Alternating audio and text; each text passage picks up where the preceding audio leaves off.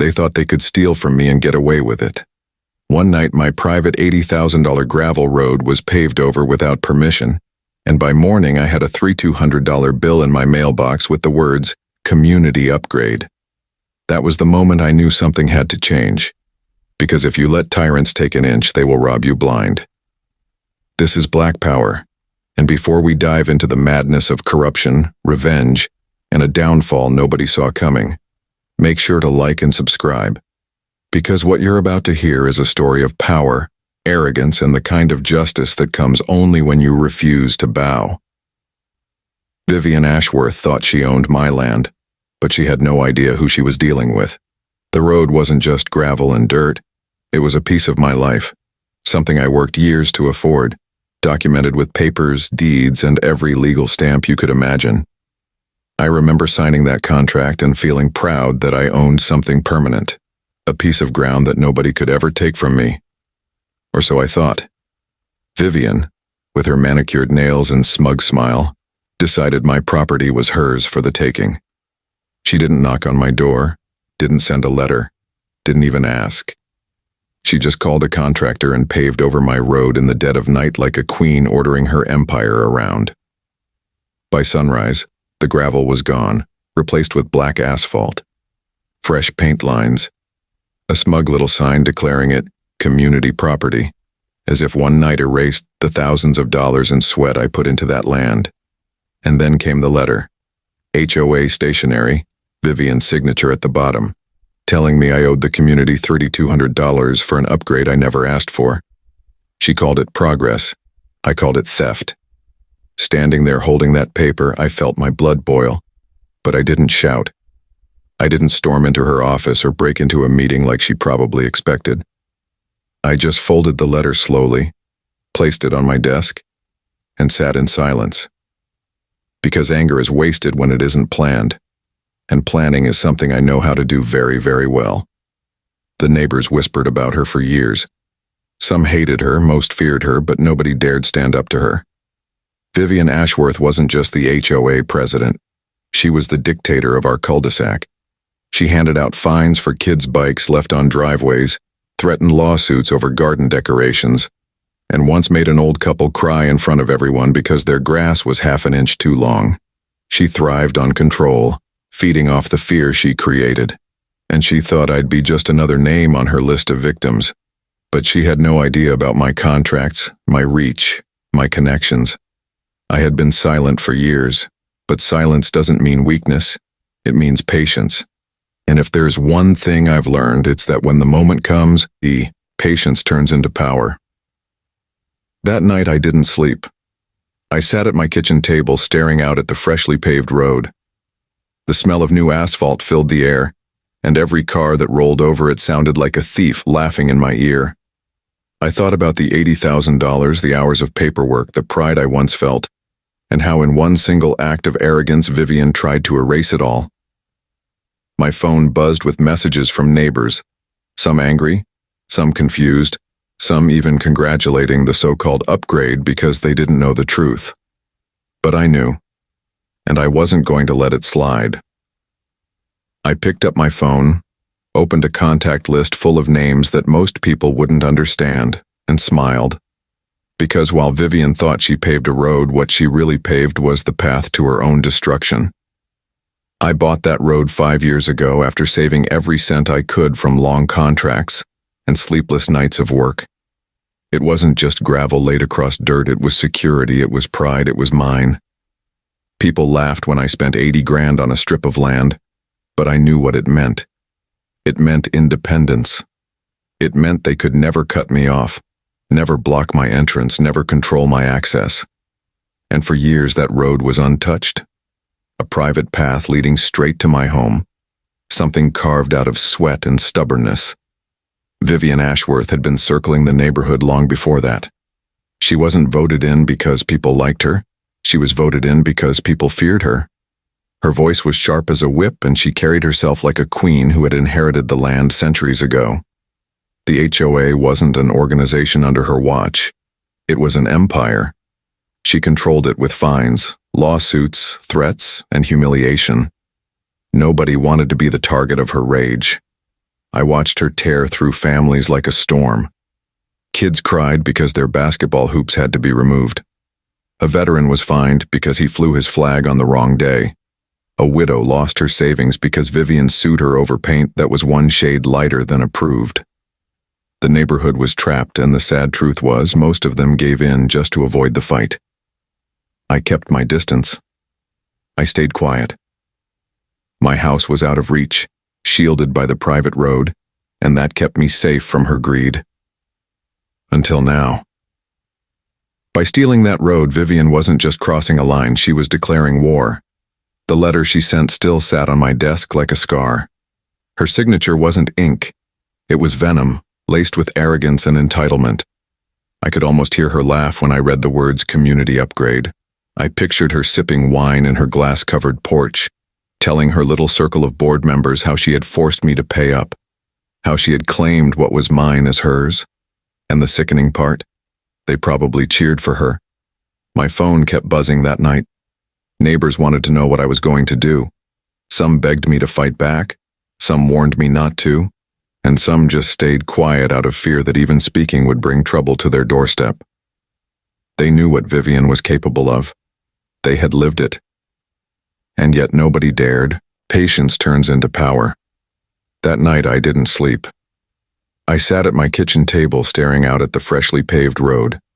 The smell of new asphalt filled the air, and every car that rolled over it sounded like a thief laughing in my ear.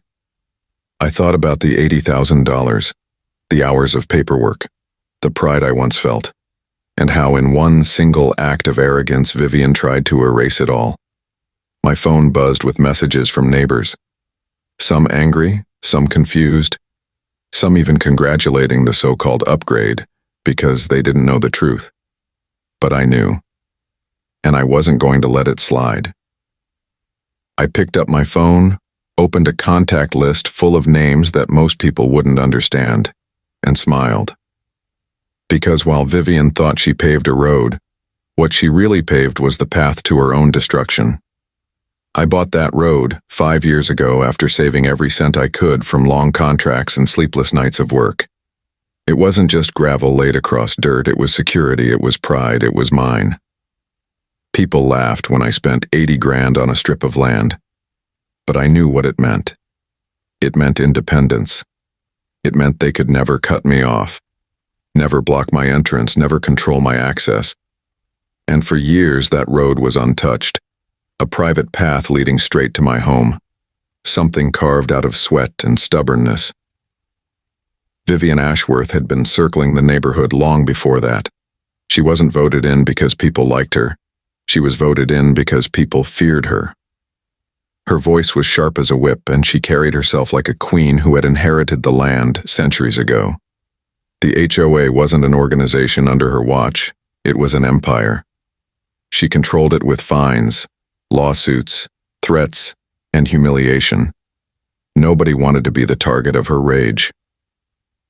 I watched her tear through families like a storm. Kids cried because their basketball hoops had to be removed.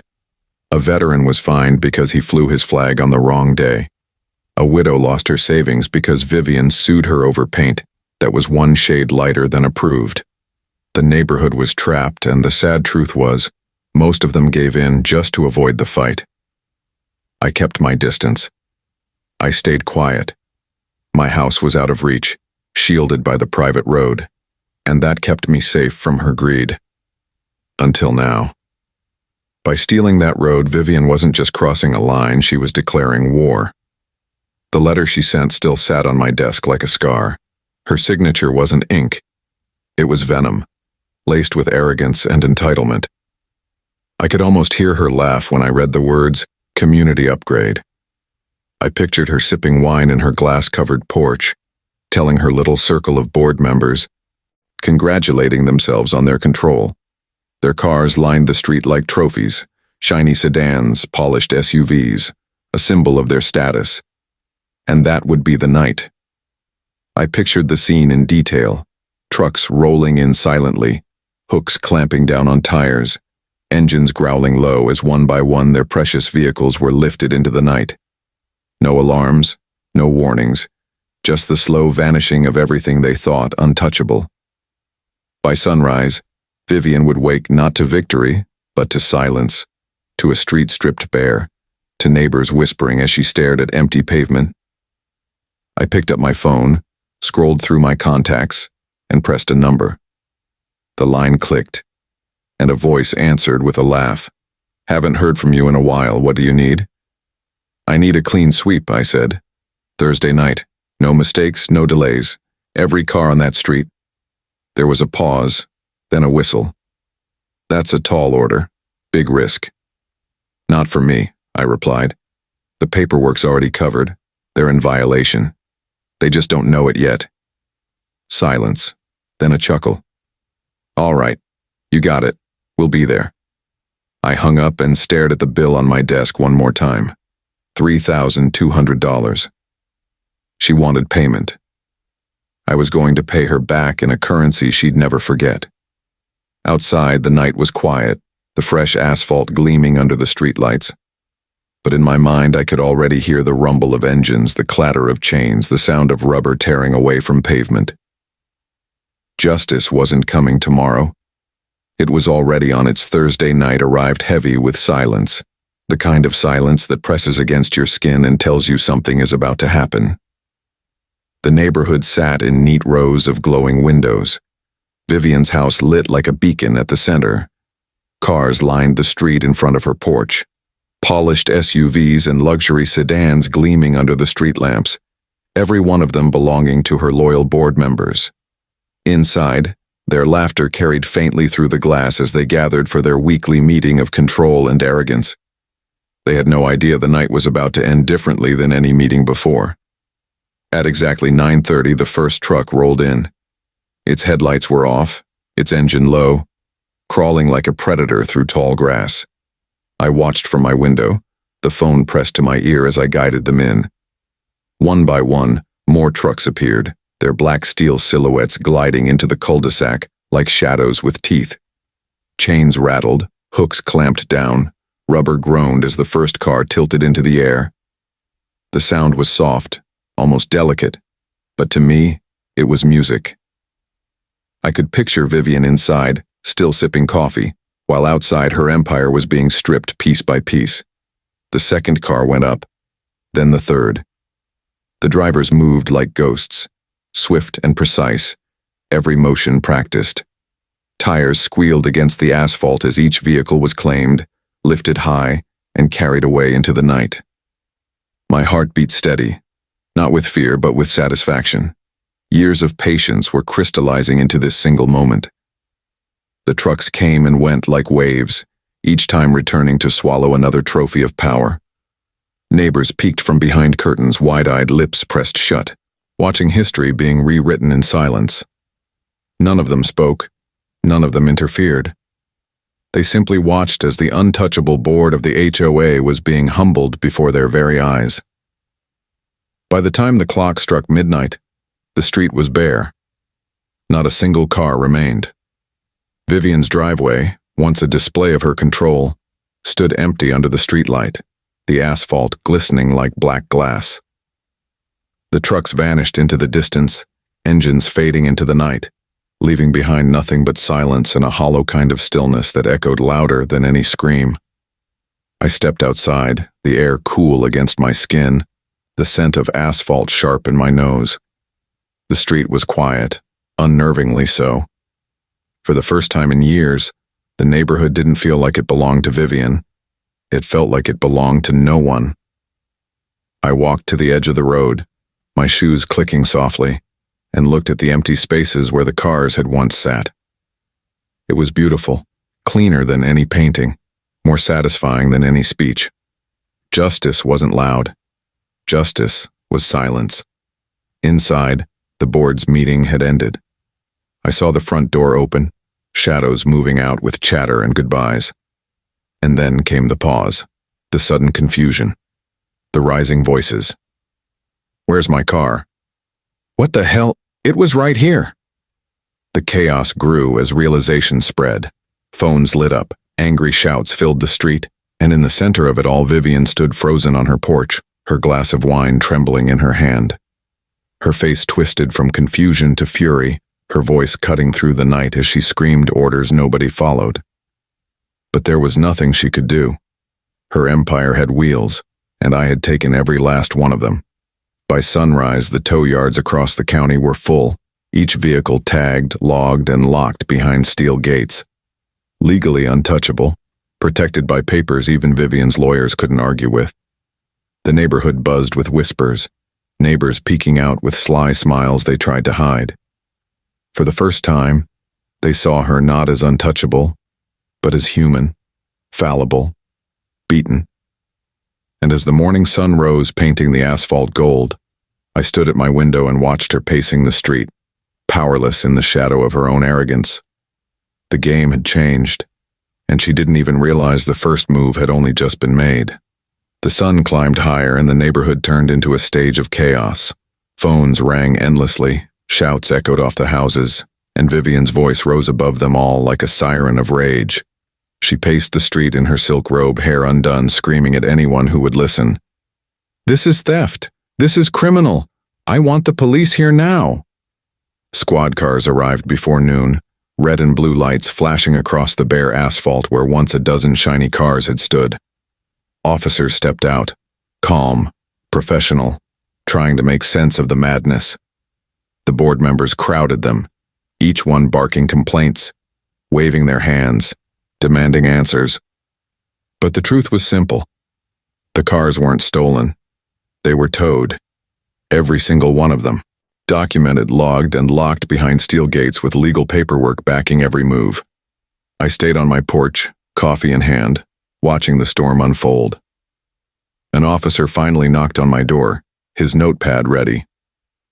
"We've had reports from the HOA president that vehicles were taken illegally," he said.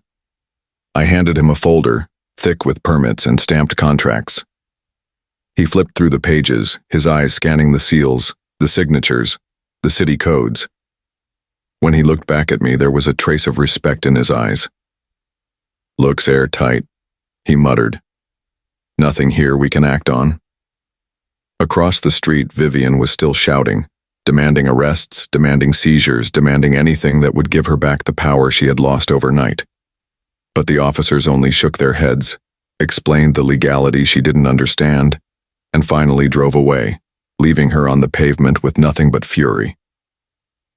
The lawyers came next, men in suits with briefcases full of threats. They marched into the tow yards, demanded releases, waved documents in the faces of managers who calmly pointed to my contracts. Every attempt was met with stone walls. Each car was held legally, each fee calculated, each process locked into county code. Not one of them could find a loophole. Days passed, and the empty driveways became symbols of her failure. Neighbors who had once trembled under her shadow began to smile when she passed. Some even dared to laugh quietly, knowing she couldn't touch them the way she used to. The cracks in her empire had begun to show, and through them, the truth leaked out. A neighbor down the street, emboldened by her weakness, came to me one evening. He was an older man, quiet, the kind who had always kept his head down. He handed me a folder, his hands shaking slightly. "She overcharged me," he whispered. "For years. Said it was dues, but the receipts don't match." I opened the folder and found invoices, numbers scratched out, totals that didn't add up, fraud hidden in plain sight. Another neighbor followed the next day, and then another. Stories of bogus fines, inflated fees, fake maintenance costs piled up until the picture was clear. Vivian's empire wasn't built on order, it was built on theft. And now that her shield of fear was cracked, people were willing to talk. I gathered the papers, copied every page, and locked them away. Vivian had stolen my road, tried to humiliate me with a bill, and thought she was untouchable. But now she wasn't just fighting me. She was fighting the truth, and the truth was heavier than any tow truck chain. She still walked the neighborhood like a queen stripped of her crown, still barked orders, still tried to fine neighbors for petty things. But her voice no longer carried the same weight. It was desperation now, not authority. The laughter behind closed doors told me everything. Her time was running out. Vivian had always believed fear was stronger than truth. But once fear is gone, truth spreads like fire. The neighbors who had once stayed silent now spoke loudly, gathering in kitchens and driveways, whispering first, then shouting, their stories piling higher than any of her threats. Every fake invoice, every illegal fine, every dollar she siphoned from the community came crawling out into the light. And the more they revealed, the weaker she became. The board members, those loyal soldiers who once followed her blindly, began to waver. At first they, at a war, defended her, parroting her excuses, blaming misunderstandings, but when investigators started asking questions, their loyalty cracked. Nobody wanted to sink with her ship. One by one, they turned, handing over documents, texts, emails. What they gave the authorities painted a picture worse than anyone imagined. Embezzlement, fraudulent charges, kickbacks from contractors she hired without bids. It was a web of corruption woven so tightly she had believed it unbreakable. But the same arrogance that made her bold made her sloppy, and now every thread was snapping. I watched it all unfold from a distance. Federal agents came with their black cars and sharp suits, knocking on doors, hauling away boxes of records. The street that had once echoed with Vivian's commands now shook with the footsteps of investigators, and the neighbors stood outside watching, smiling openly for the first time in years. Vivian tried to rally her board, but when she called a meeting, only 2 showed up, and even they looked at her with suspicion. The rest avoided her calls, sent polite messages about needing time, all while slipping information to the authorities. Her empire wasn't crumbling, it was collapsing in freefall. I saw her one afternoon standing alone on her porch, staring at the street like she didn't recognize it anymore. Her hair was unkempt, her shoulders slumped, and for the first time there was no fire in her eyes. She had ruled through intimidation for so long that she didn't know how to exist without it. The legal notices arrived soon after, thick envelopes with seals that made even her pale. Fraud, embezzlement, wire fraud, conspiracy. Charges stacked like bricks, heavy enough to bury her empire forever. I didn't celebrate. I didn't need to. The satisfaction wasn't in her downfall. It was in watching justice move slowly, methodically, crushing every ounce of arrogance she had left. Neighbors who had once bowed their heads now stood tall, their voices louder, their laughter freer.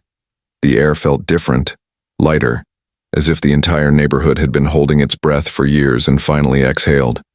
She still tried to fight, of course. She hired new lawyers, spent sleepless nights making calls, begging, bargaining, threatening. But nothing could change the truth now. Her allies were gone, her board had betrayed her, and the evidence was a mountain she couldn't climb. And through it all, I remained quiet, the silent observer who had set the first stone rolling. They whispered about me, some calling me a hero, some shaking their heads at my methods, but I didn't care. This wasn't about fame or recognition, it was about balance. Vivian had paved over my road to prove she owned me, but now it was her who stood trapped, hemmed in by paper, chains, and walls she could never escape. And the best part? She still didn't realize the story wasn't over yet. The courthouse smelled of old wood and polished stone, the kind of place where justice didn't just speak, it carved itself into history. Vivian walked in with her chin raised, but the mask was cracked. Cameras flashed, reporters shouted her name, and for the first time in her reign, she couldn't silence the noise. Her lawyers surrounded her like a crumbling wall, but no shield could hide the handcuffs that clinked softly as she moved. The neighbors had filled the gallery, rows of faces that once bent to her power now staring back with quiet satisfaction. Some leaned forward, eager. Others sat back, arms crossed, enjoying the show. When the charges were read, the courtroom fell silent. Wire fraud, embezzlement, mail fraud, racketeering, conspiracy.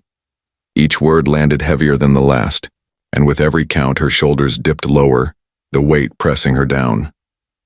The prosecution unveiled documents, recordings, testimonies from her own board members. Every attempt to deny, every word her lawyers twisted into excuses, shattered against the mountain of evidence. For hours, her empire was dissected piece by piece, laid bare in front of strangers, and there was nowhere left to hide. I watched it unfold, not with glee, but with quiet finality. She had paved over my road, called it hers, billed me for it like I was beneath her. That act wasn't just theft. It was arrogance, the belief that she could rewrite reality because she wore a crown of fear. But in this room, fear meant nothing. Only truth did. By the end, the jury didn't even take long. Guilty on all counts. The words struck her like chains snapping shut. She closed her eyes, her lips trembling, but no tears came. She had spent too long playing queen to cry like a prisoner. The judge's gavel came down, the sound sharp, final, and the last echoes of her power bled out of the room with it. Months later, the neighborhood was different. Driveways no longer empty. Children played in yards where silence once lived and laughter filled the evenings. My road was still mine, gravel and dust under my boots, untouched, unchallenged. And yet every time I walked it, I remembered the night they thought they could own me. The night I reminded them whose land they stood on. Vivian's name faded from the streets, whispered sometimes as a cautionary tale, nothing more. Power built on fear will always fall, because fear is fragile. But truth endures. As for me, I never sought to be a hero, never asked for their gratitude. I just wanted peace. And in the end, peace was all that remained. Still, whenever I hear the echo of a tow truck chain clinking in the distance, I smile, because it reminds me of the night the queen lost her crown, and the kingdom she thought was untouchable fell into dust.